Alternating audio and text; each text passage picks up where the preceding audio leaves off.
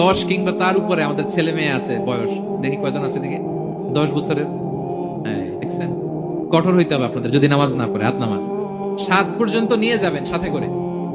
বয়স যখন 7 হয়, বারবার যখন সালাতের কথা বলবেন, সাথে করে নিয়ে দাঁড়াবেন। জুমার দিন মসজিদে নিয়ে যাবেন, মাঝে মাঝে নামাজে নিয়ে যাবেন।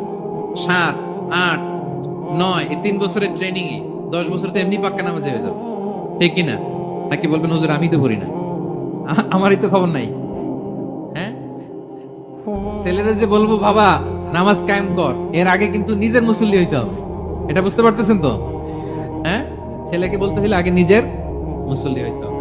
নামাজের ব্যাপারে নো কনসিডারেশন, কোনো ছাড় নাই। সালাত আপনাকে পড়তেই হবে যে কোনো পরিস্থিতিতে। এজন্য 7 বছর বয়স থেকে বিশ্বনবী ওয়ার্নিং দিতে বলেছেন। 10 বছর বয়স হলে প্রয়োজনে রূঢ় আচরণ করো, শাসন করো, প্রয়োজনে মৃদু প্রহার করো। খবরদার, খবরদার।